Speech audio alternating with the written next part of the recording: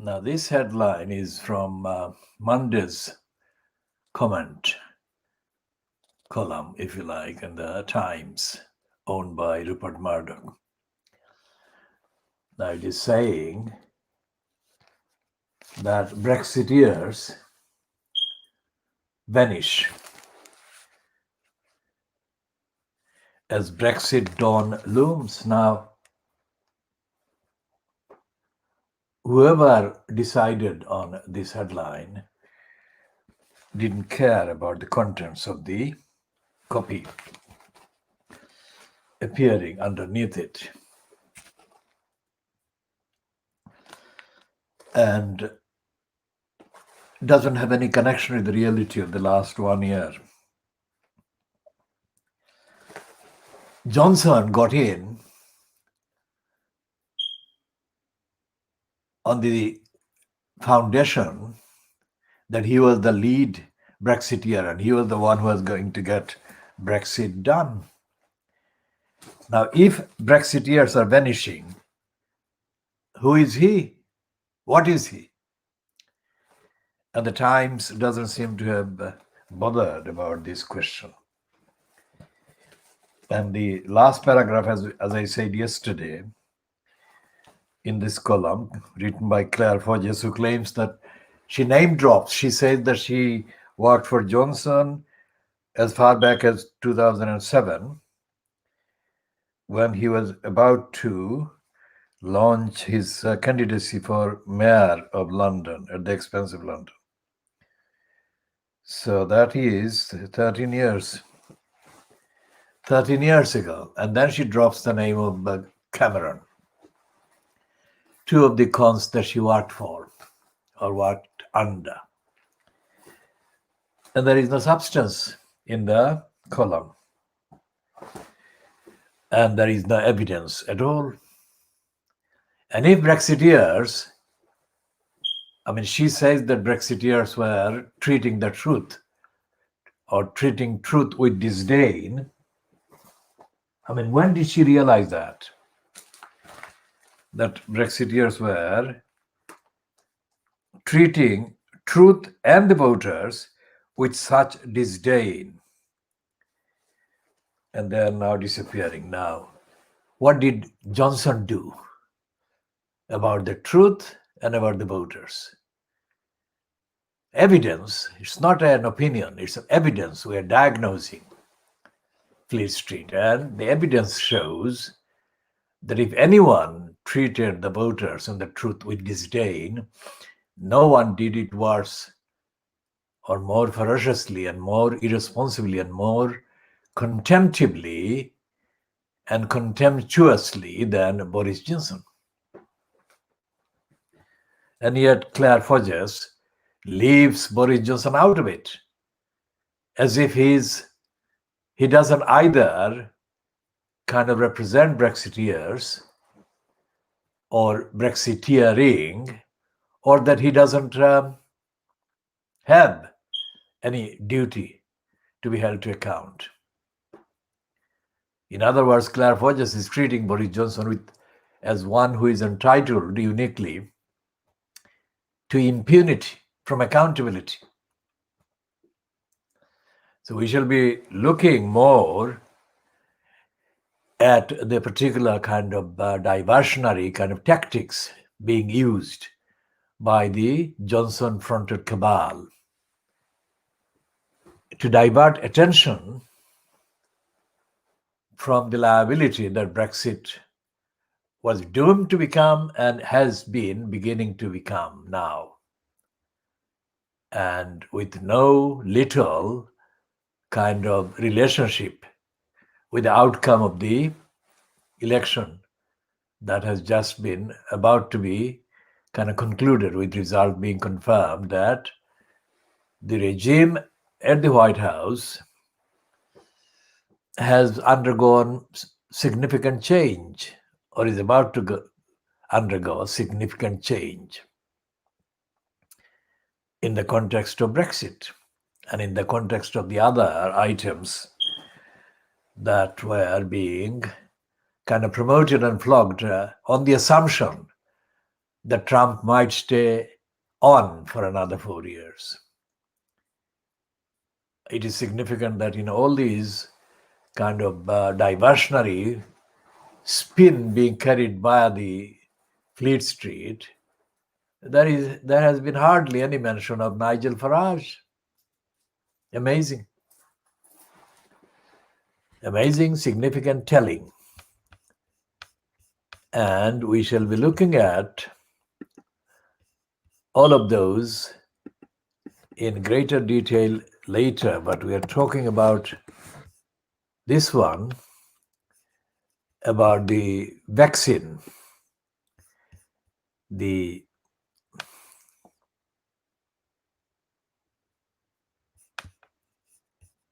vaccine promotion propaganda by The Guardian is completely irresponsible. Its headline is that there is a scramble for vaccine amid fears that Britain may miss out on supplies. Now that is founded solidly on the assumption, that is founded on the solid assumption by The Guardian that vaccine is the answer, and the vaccine has been sufficiently safety checked and, if you like, result checked and effectiveness checked and relevance checked and all the rest of it.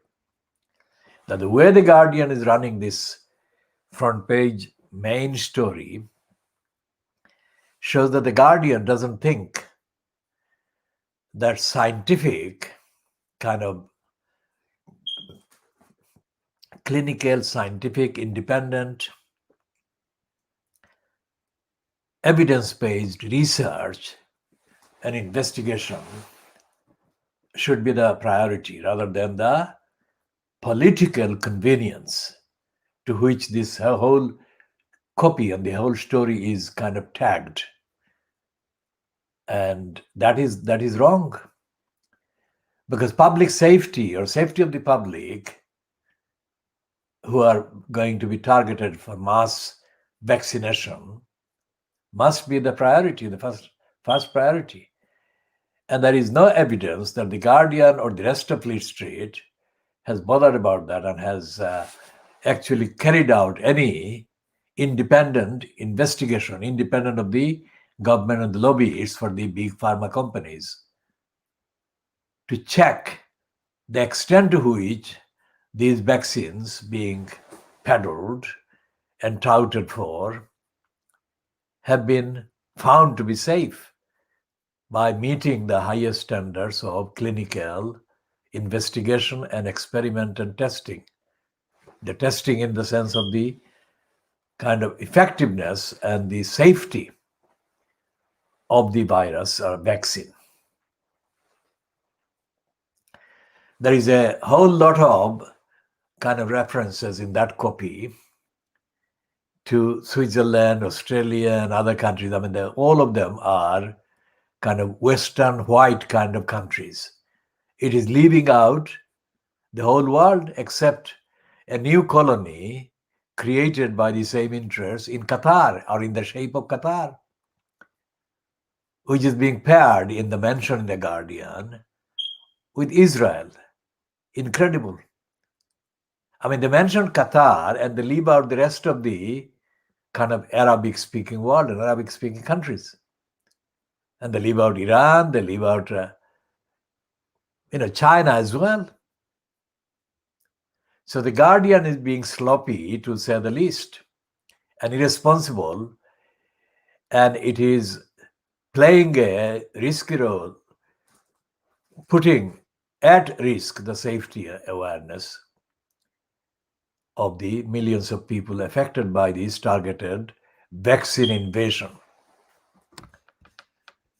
And The Guardian is doing kind of, and this byline or the byliners are Jessica Elgott and Ian Semple. Now, Jessica Elgott is the one that is relatively more known outside of The Guardian because she has been appearing on the television platforms. But Elgott, based on her utterances outside, kind of on those platforms comes across as another, ideologically that is, in terms of the outlook and in terms of the attitude, another right-winger.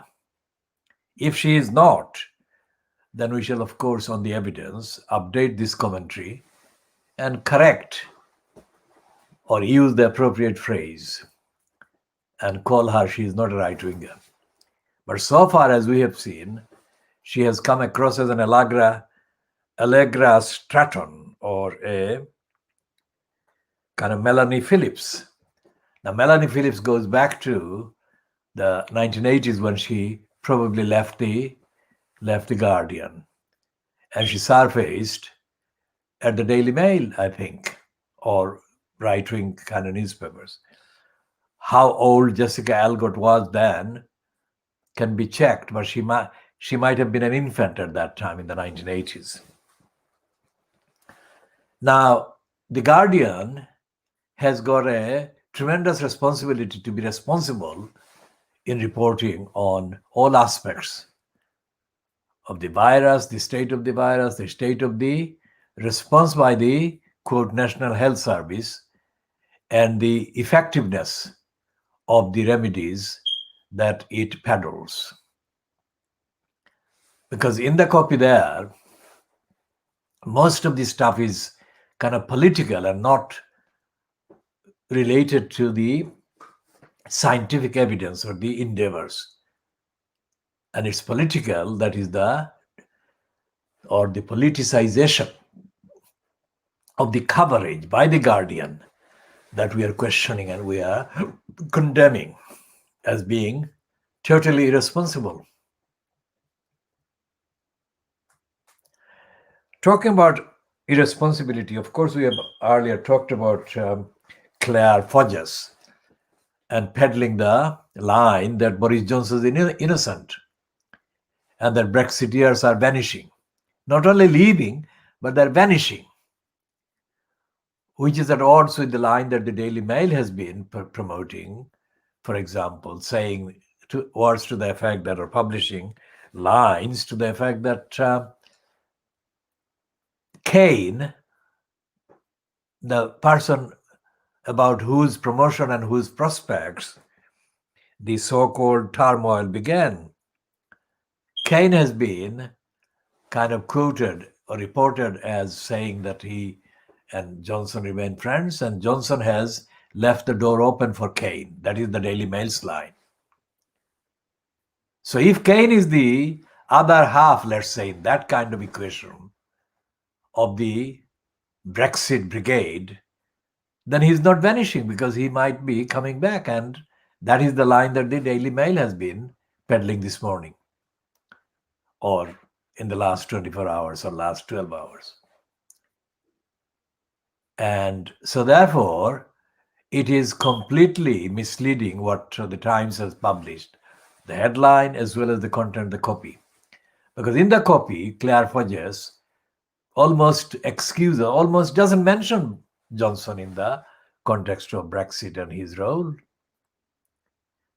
or his capitalization of the Brexit package to enhance his career and his ambition and get into the position after, and even the kind of credibility he had as a candidate out of the three candidates for the Conservative leadership. It is entirely on the kind of prospect and the promise that he was making, Johnson was making about Brexit. Get Brexit done, deliver Brexit and all the rest of it. It appears that Brexit cannot be delivered, not because we are saying it, but because the mechanics and the parameters and the various logistical issues and the economy are not going to help the reaching of the fantastic kind of goal that the Little Englanders and the racists promised the people. There is a piece also in The Guardian today, which is stupid, which says that the Labour Party should find out the lessons, the tricks that Cummings used or uses for success. The Guardian is being stupid because what Cummings did and what the Brexiteers did, essentially, and the vote leave or whatever they were kind of parading as from the platform, whatever the platform was called, they were lying and they were in denial. If there was any doubt before the Barnard Castle and his kind of trip, 200 plus, 250 miles plus trip to Durham, that Cummings was essentially a liar, then that doubt has been completely removed by his behavior. Not only in breaking the rules and breaking the lockdown, but in defying the moral kind of obligation that he remains under to apologize for those things. The fact that he doesn't apologize and he hasn't apologized shows that he is contemptuous of the truth. He is contemptuous of the truth, and that is not something that most of the coverage has actually referred to. In fact, there is already a rehabilitation program for the image of Dominic Cummings in most of the right-wing kind of Fleet Street. They're praising his intellect and all the other things. They're, of course, conceding kind of reluctantly, grudgingly, that he's not very good at chit-chat and all the rest of it. That remains to be kind of tested against the evidence. A man who uses the kind of phrases that Cummings has used about people cannot be given a credit for not being a chit-chat person. Because all the comments he has made about people are comments that are either ignorant, ill-informed, ill-founded, or totally contemptuously prejudiced and hateful. And his record as a supporter of eugenics, I mean, that is not a person who has respect for high values or morality at all, which is how a group in Fleet Street is promoting him as being a person of principle, high values and his success. Carrying out mass robbery, carrying out mass looting, carrying out theft on a grand scale, carrying out nepotism on a grand scale, as Cummings has been engaged in, cannot be described as success. And the fact that they have said, they have given credit to him in this week for the conquest of the so-called Labour kind of parliamentary constituencies across the north. That was not done by him being moral or ethical or truthful or respectful. That was being done by Dominic Cummings being dishonest, contemptuous.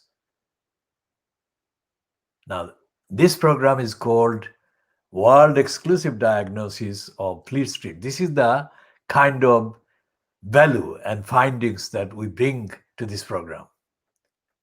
And we also say in the disclaimer that we do not, on our Facebook account, we do not encourage friends and we do not follow friends, which means that this program is viewed by single-figure persons, if any. Now, that is not our concern, how many people view it.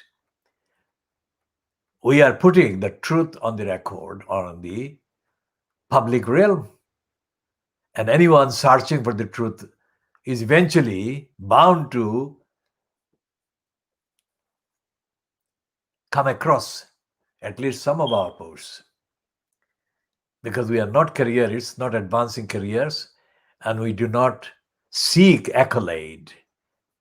Our prime and only concern is to tell the truth, evidentially, as it happens, as the events happen, contemporaneously, and exclusively, ethically and morally, so that we are on the record as having made the ethical, moral case against lying, nepotism, corruption, racism, violation of rights, and all the other packages of rights denials that go on.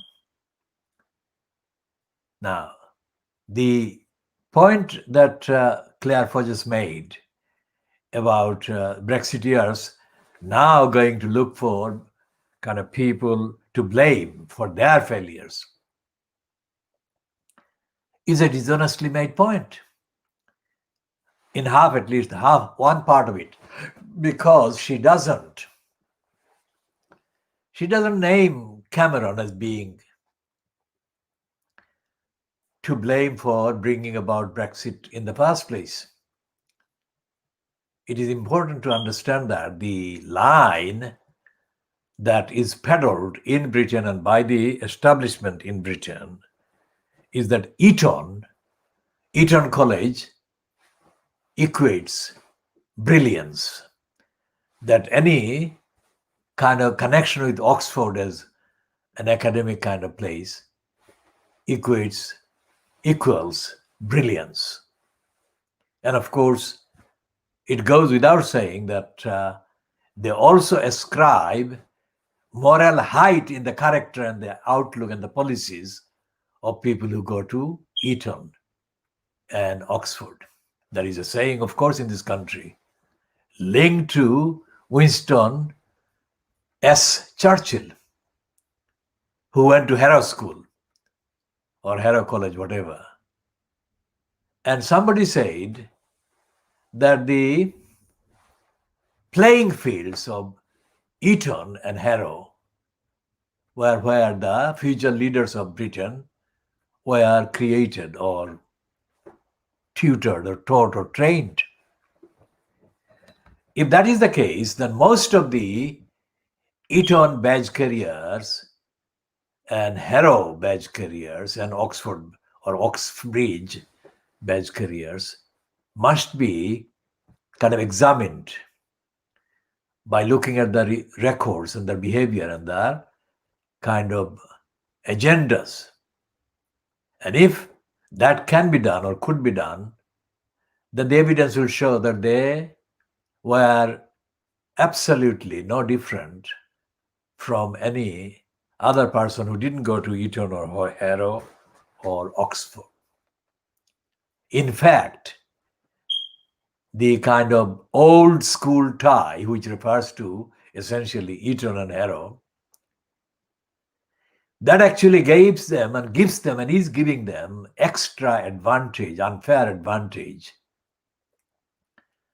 of being treated with extra priority and preference because of their ties with those schools and colleges. Which means that there is an ongoing, and has been for hundreds of years, ongoing kind of unfair treatment being given to, unfair advantage given to these kind of tied people and their inabilities, their unfitness for purpose have been covered up, and they have been overcompensated and over-rewarded, which is how any look, even now in 2020, any look at the list of members of parliament and people holding highly paid positions in government, in Whitehall, in the banking sector and big business, will show that there are too many people with the Eton, Harrow, and Oxbridge ties, contrary to the abilities they bring to the so-called posts and jobs. That we are in a mess over the pandemic And we have been brought into the mess over and via the Brexit, can only be the consequences of people from Oxford and Eton and Harrow being in posts that they could make those decisions to foist Brexit and to fail the idea of the National Health Service. And they've been making a mess for the last 10 months since the virus surfaced or was officially reported as having surfaced or appeared on the soil of the UK or soils. Northern Ireland is another island. And so therefore there is no analysis, there is no evidence, there is no reporting, there is no questioning, there is no forum, there is no platform, there is no commentary even on the Guardian addressing these issues. So who is the Guardian kind of guarding? And against who? And for what? The Guardian, whenever it was conceived and whoever named it as the Guardian, never was the guardian of the truth.